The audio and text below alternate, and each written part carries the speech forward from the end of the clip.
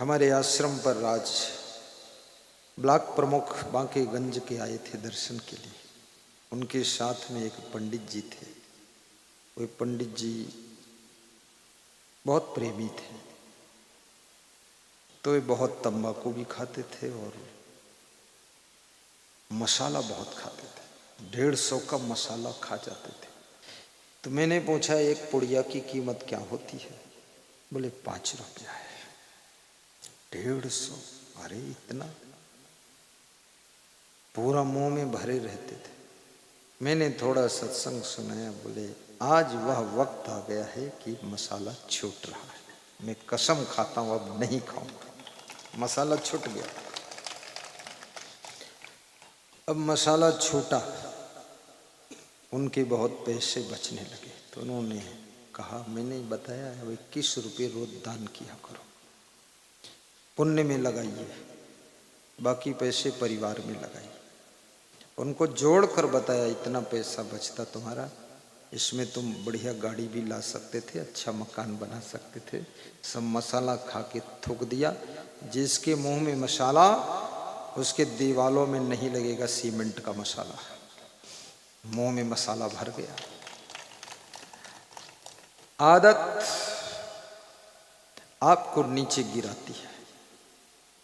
जितनी गलत आदतें हैं उन आदतों के कारण तुम हर तरह से कमजोर हो जाओगे। धीरे धीरे आपका मनोबल भी घट जाएगा। इसलिए कबीर साहब कहते हैं, आदत जरा सुधार लो बस हो गया भजन। भजन कई प्रकार का होता है। माला फेरना भजन है, नाम जप करना भजन है, मंदिर में जाकर घंटी शंख बजाना, कुछ मंत्र बोलना वो भी भजन है, आंखें मूंद कर बैठना, ध्यान करना इष्ट देव का वो भी भजन है। लेकिन कबीर ने एक अद्भुत भजन बताया। कबीर का भजन, इसमें न वहाँ कोई मंदिर है, न शंख है, न घंटा है, न फूल है, न माला है। कबीर के भजन में दूर होने वाला है जो भी जिंदगी में गड़बड़ झाला है, वो है कबीर का भजन। कबीर का भजन कठिन है, बहुत कठिन है। आदत सुधारना बहुत कठिन है। आदत जरा सुधार लो बस हो गया भजन। मन की तरंग मार लो बस हो गया भजन। मन की तरंग मरती कहाँ है? मन की तरंग में कितने लोग मर जाते हैं, लेकिन मन की तरंग नहीं मरती। मन की तरंग के कारण लोग मर जाते हैं। मन की तरंग में पड़कर लोग दूसरों को मार देते हैं। मन की तरंग में कितने लड़के लड़कियों ने आत्महत्या किया है। मन की तरंग में कितने लोग घर छोड़कर भागे हैं। मन की तरंग में कितनों ने पढ़ाई छोड़ दी है। मन की तरंग में कितने लोगों ने क्या क्या लालच में पड़ के कर डाला है। ये मन की तरंग कोई खतरनाक, बहुत खतरनाक चीज है। जो मन की तरंग में नहीं बहता है उसके जिंदगी का रंग बदल जाता है, ढंग बदल जाता है, उसकी जिंदगी धन्य हो जाती है। तो मन की तरंग में मत बहो। ताली भी जोर बजाओ। रात का मामला है, सो जाओगे तो। कुछ लोग ताली ऐसे बजाते उनके हथेली में लगता है फफोले पड़े, चूल्हे में जल गया हाथ, ऐसे ऐसे सोहराते। मतलब जोर से मारना चाहिए ताली। हाँ, ताली बजाना बहुत कठिन है। ये भी कठिन है। कैसे कठिन है?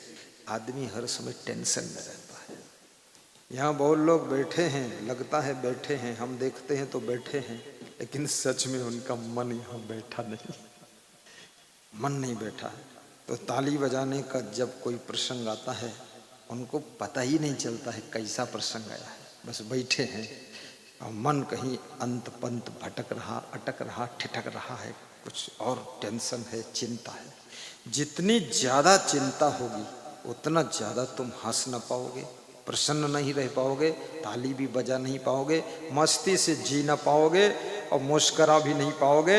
याद रखना, टेंशन का पहला प्रभाव तुम्हारी मुस्कान को खत्म कर देती है टेंशन, हंसी को खत्म कर देती है टेंशन, मस्ती को खत्म कर देती है टेंशन, आनंद को खत्म कर देती है टेंशन, आखिरी में तुमको भी खत्म कर देती है टेंशन। और टेंशन ये मिटती नहीं है लोगों की। बेटे फंसे हैं व्यसन में और बहुएं हैं फैशन में और सास ससुर माँ बाप है टेंशन में। बहुत टेंशन टेंशन टेंशन, ये शब्द बड़ा अच्छा आया है, टेंशन। बहुत लोग टेंशन में रहते। और आखिरी बात यही है कि होई है वही जो राम रचि राखा, हुई है वही जो राम रचि राखा। को कर तर्क बढ़ावे शाखा। पीलीभीत के विधायक प्रवक्ता नंद जी महाराज आए मेरे से बताने के लिए कि आपको मुख्यमंत्री योगी आदित्यनाथ ने समय दिया है, आपको चलना। मैंने कहा संभव नहीं है, हमारा प्रोग्राम लगा। तो मैं 10 बार मना किया, उन्होंने 11 बार निवेदन किया। तो आखिरी में उन्होंने कहा होई है वही जो राम रचि राखा, को कर तर्क बढ़ावे शाखा और निकलो बाहर, अब कोई बात नहीं। तो ये चौपाई कितना टेंशन मिटाती कि होई है वही जो राम रचि राखा। तो जो राम ने रचा था वही हो गया।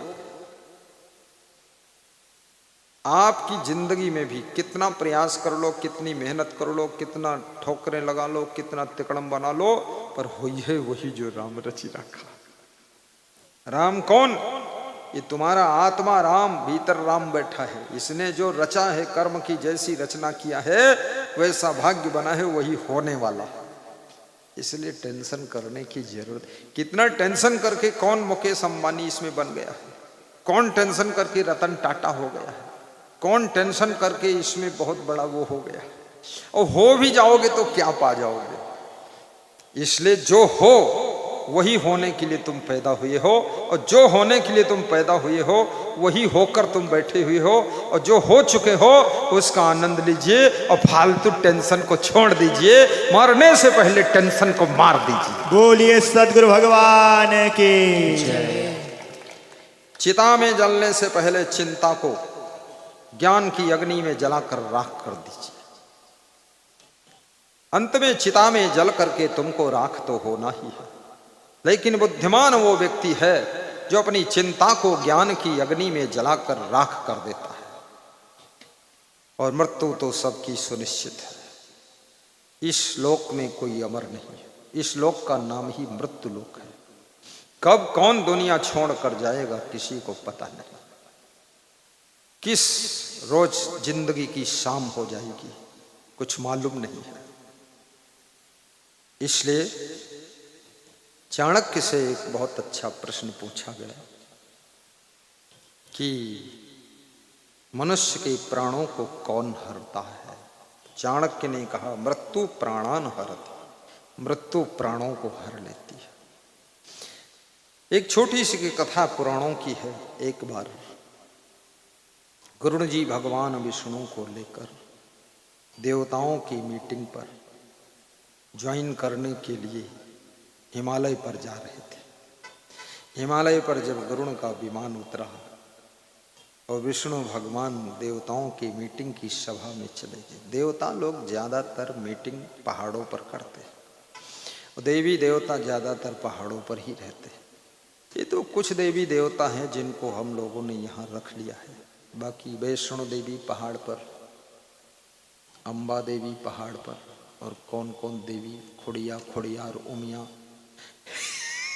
ममलेश्वरी, डमलेश्वरी, बहुत देवी है। हर प्रदेश की अलग अलग देवी, अलग अलग देवता है। एक से एक जंडेल देवी बैठी है। छत्तीसगढ़ प्रदेश में गया तो बोले बमलेश्वरी देवी यहाँ रहती है। तो हमने कहा कहाँ रहती है? बोले ये पहाड़ पर। मैंने कहा ये हमारे यहाँ तो बमलेश्वरी नहीं है, लखीमपुर में तो संकटा देवी है, सबका संकट दूर करती हो। लखीमपुर संकट में फंसा है, हर साल बाढ़ का संकट आता है, संकटा देवी खुद डूबने से बचती। तो बोले वो संकटा देवी, संकट आएगा लेकिन टल जाएगा। संकट नहीं आएगा ऐसा नहीं, संकट आएगा। संकट नहीं आएगा तो संकटा देवी का महत्व क्या होगा। संकट आएगा लेकिन संकट में कुछ विकट होगा नहीं, संकट टल जाएगा। इसलिए वो संकटा देवी है। संकट आने को नहीं रोकेंगी, पर आएगा तो कुछ खतरा नहीं होगा, इसके लिए संकटा देवी वो संकट मिटाती है। कितने लोग पूरे लखीमपुर शहर के मंदिरों में घूमते रहते हैं दोपहर तक इस मंदिर में, उनको किसी देवी देवता पर विश्वास ही नहीं है। सबका माथा नवाबत है कि ये देवी तुम्हें देखे रहो, हे देवता तुम्हें देखे रहो। देवी देवता भी हंसते हैं कि तुम्हें भरोसा की के पर है, एक जगह जाओ ये सब जगह मुँह मारत फालतू ही। देवी देवता भी तंग है, सौ मुश्किल है उनका। आज मैं बंसी वाले बाबा के यहाँ गया तो हनुमान जी की मूर्ति में पर्दा लगा हुआ था। तो हमने कहा पर्दे के अंदर रहते हैं, बोले मुंह दिखाते हैं बाकी अंदर कही दी थे। तो हमने कहा जब पर्दा लगा है तो वहाँ अंदर जा कर के पर्दा उठा के देखे कौन जरूरत। तो हमने गेट पर फूल चढ़ा दी, हमने कहा जय हनुमान जी, पूरा पर्दा लग गया है। बंसी वाले बाबा का आश्रम बहुत अच्छा लगा, बड़ा रमणीक स्थान है, रेलवे लाइन के पास में। तो बिलग बिलग प्रदेशों के देवी देवता बिलग बिलग, तो हिमालय पहाड़ पर देवताओं की मीटिंग होना था। मीटिंग बहुत जरूरी है, नेताओं की मीटिंग होती है, साधुओं की मीटिंग होती है, आश्रमों में मीटिंग होती है, घर में भी मीटिंग होती है, और मीटिंग से ही सब सेटिंग होती है, सेटिंग के बाद एक्टिंग होती है, एक्टिंग के बाद सब सफलता मिल जाती है। इसलिए मीटिंग कर लो। कितने घरों में मीटिंग में ही मारपीट हो जाती है। क्योंकि वहाँ सबका दिमाग अपसेट है, दिमागी सेट नहीं, मीटिंग क्या करेंगे। अपनी अपनी ढपली, अपना अपना राग, अपना अपना शंख बजा रहे सब। पत्नी कहती ऐसा होगा, पति कहता वैसा होगा, बेटा कहता भैंसा होगा, अब बाप कहता पैसा होगा। तो सासू उठती है, बोले ऐसी के तैसी वैसा होगा। तालमेल ही नहीं लोगों में, सिटिंग नहीं बैठती, सब अलग अलग खींचाता नहीं। एक ही जादू। थोड़ा जोर से हंसना भी सीखो। मैं जानता हूं तुम तादाद से ज्यादा दुखी हो, तादाद से ज्यादा चिंता में हो, क्योंकि तुम्हारे चेहरे रीडिंग कर लिया हूं। लेकिन मैं ये भी जानता हूं अगर तुम हंसोगे नहीं तो बहुत जल्दी मृत्यु को प्राप्त हो जाओगे। इसलिए जी लो, अगले साल आऊँ तो फिर सत्संग सुन लो। मरना तो है ही, लेकिन इतना जल्दी मत मरो, ज़्यादा टेंशन मत लो, ताली भी बजा दिया करो, हंस भी दिया करो, क्योंकि ये संसार तो ऐसे ही चलता है। ज़्यादा वो मत बनो जैसे एक कुतिया थी। कुतिया बैलगाड़ी के नीचे चल रही थी और बहुत कांख रही थी। तो गांव भर की कुतिया इकट्ठी हुई, कुत्ते इकट्ठे हुए, बोले तू क्यों कांख रही है? बोले तेरे को दिखता नहीं, इतनी बड़ी बैलगाड़ी तो मैं ही खींच रही हूँ। थोड़ी दूर बैलगाड़ी बढ़ी, आगे एक गड्ढा पड़ा, गड्ढा में बैलगाड़ी पहिया गिरा और धुरा टूट गया, और धुरा टूट कर उसी कुतिया की पीठ पर गिरा जो नीचे चल रही थी बैलगाड़ी की छाया में। तब उसकी पीठ दब गई, रीढ़ टूट गई, तो बड़े जोर चिल्लाई पे पे पे। तो सब कुतिया इकट्ठी हुई, क्या हुआ?